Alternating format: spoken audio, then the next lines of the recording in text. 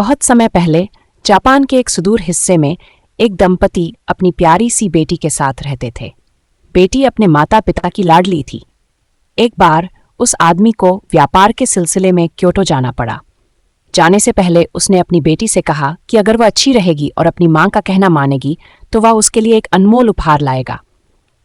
इसके बाद उस अच्छे आदमी ने विदा ली और उसकी पत्नी और बेटी उसे जाते हुए देखते रहे। आखिर वह दिन आ गया जब वह अपने घर लौटा। पत्नी और बेटी ने उसका स्वागत किया। उसने अपनी बड़ी टोपी और सैंडल उतारी, फिर वह सफ़ेद चटाई पर बैठ गया। उत्सुक बेटी की निगाहों के सामने उसने बांस की एक टोकरी खोली।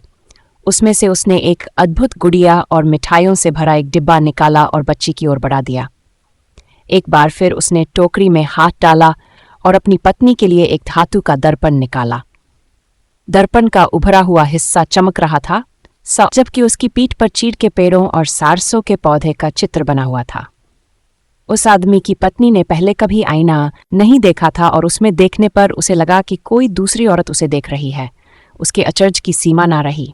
उसके पति ने उसे दर्पण का रहस्य समझाया और इसे संभाल कर रखने को कहा। खुशियों के इस माहौल के कुछ समय बाद वह महिला बहुत बीमार हो गई। मरने से ठीक पहले उसने अपनी बेटी को बुलाया और कहा, बच्चे, जब मैं चली जाऊंगी तो अपने पिता का खूब ध्यान रखना। तुम मुझे बहुत याद करोगी, लेकिन यह दर्पण ले लो। जब भी तुम अकेला महसूस करो, इसमें देखना और तुम हमेशा मुझे देख पाओगी। इतना कहते हुए वह चल बसी। कुछ समय बाद उस आदमी ने दूसरी शादी कर ली।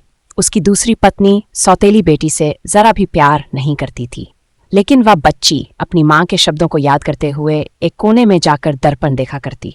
उसे लगता जैसे उसने अपनी प्यारी मां का चेहरा देखा हो, जैसा दर्द या बीमारी के दिनों में नहीं, बल्कि युवा और सुंदर। एक दिन बच्ची की सौतेली मां ने उसे कोने में किसी चीज के साथ दुबके खुद से बुदबुदाते हुए देख लिया। अजानी सौतेली मां, जो बच्ची से घृणा करती थी और मानती थी कि बच्ची भी उससे नफरत करती है, उसने सोचा कि यह बच्ची कोई जादू टोना कर रही है, शायद एक पुतला बनाकर उसमें पिन चुभा रही है। इस वहम से भरी सौतेली मां अपने पति के पास गई और उसे बताया कि उसकी दुष्ट बच्ची उसे जादू से मारने के लिए कुछ कर रही है। पति ने जब यह अजीब बात सुनी तो वह सीधे अपनी बेटी के कमरे में गया। उसने बच्ची को अचानक ही देख लिया और लड़की ने जैसे ही उसे देखा, दर्पण अपनी आस्तीन में छुपा लिया। पहली बार उसके पिता को गुस्सा आया और उन्हें लगा कि शायद उसकी पत्नी ने सच ही कहा है। उसने अपनी पत्नी की शिकायत बच्ची को दोहराई। अपने पिता द्वारा लगे इस झूठे इल्जाम को सुनकर बच्ची हैरान रह गई। उसने अपने पिता से कहा कि वह उन्हें बहुत प्यार करती है और अपनी सौतेली मां से भी, जो उन्हें इतनी प्यारी है कि मारने की कोशिश करना तो दूर, कभी सोच भी नहीं सकती। तुमने अपनी आस्तीन में क्या छुपाया है? उसके पिता ने पूछा। मैं अभी भी पूरी तरह आश्वस्त नहीं हूं और उलझन में हूं। वो आईना जो आपने मां को दिया था, बच्ची ने कहा। वह मरते समय उन्होंने मुझे दे दिया था। जब भी मैं इसे देखती हूं, अपनी प्यारी मां का चेहरा देखती हूं, युवा और सुंदर।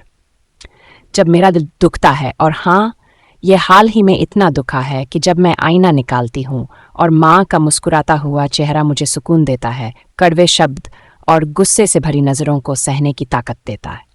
तब वह आदमी सब समझ गया और अपनी बच्ची के लिए उसका प्यार और बढ़ गया। यहाँ तक कि बच्ची की सौतेली माँ ने भी, जब उसे सच्चाई पता चली, शर्मिंदा होकर माफ़ी मांगी।